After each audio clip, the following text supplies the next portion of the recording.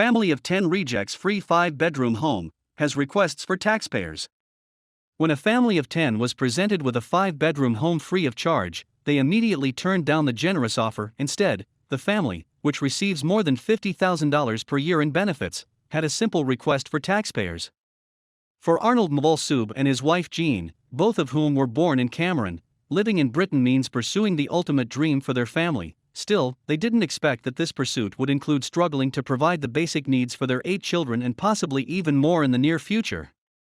Within the first few weeks arriving in the country, the 33-year-old parents blew through nearly $20,000 in rent, paying for a home they couldn't possibly afford. However, they weren't able to come up with a workable budget and downsize in order to make it on their own.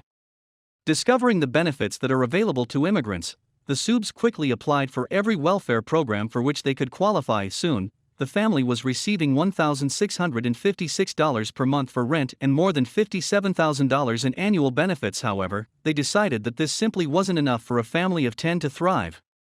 After applying for a government-funded house, the Sub family was offered several different apartments without any cost by the Luton Borough Council. However, once the family was finally given a 5-bedroom home, into which they could immediately move free of charge, the Subs had just one thing to say.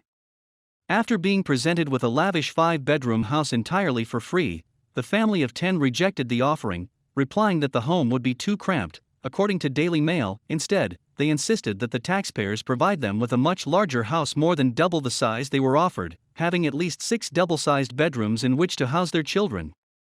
The council attempted to fulfill their request, offering them even bigger houses 3 more times. Finally, the family was given an ultimatum to choose a house or pay for their own. Reluctantly, the Subs snatched up the offer, accepting a $551,300 property in a nice part of town. Later, Arnold Mvolsub explained that such an offer is the least that the country could do for him.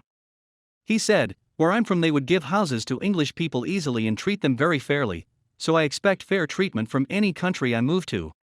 It is my right to live a normal life like any other normal family." The Sun reports that their new home includes a detached property with 4 double bedrooms, a utility room, a garage, a garden, and a driveway, which would cost the average citizen around $19,000 a year in rent. Despite having what they feel is just enough room to satisfy their 8 children, the Subs haven't ruled out having more kids. The home is considered a lovely estate by locals, and it sits in a highly desirable suburb of the city. The move has caused outrage among citizens, who find it unfair that the family gets to move in simply because they don't make enough money. One neighbor told The Sun, "If you have 8 kids, you should not expect to be bailed out.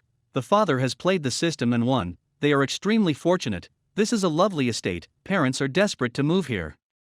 Likewise, the case has garnered the attention of politicians, especially those who seek to reform welfare and save the already burdened taxpayers. Luton Conservative MP David Morris blasted the move and blamed the council for allowing individuals to abuse the system.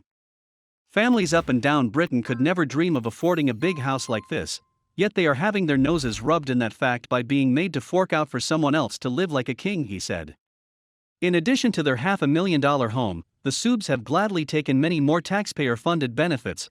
Arnold has received $35,022 to pursue a 3-year psychiatric degree. They were also put up for free at the Hampton by Hilton Hotel in Luton for 4 months as they searched for a home, costing the taxpayers just under $50,000 in rent and room service.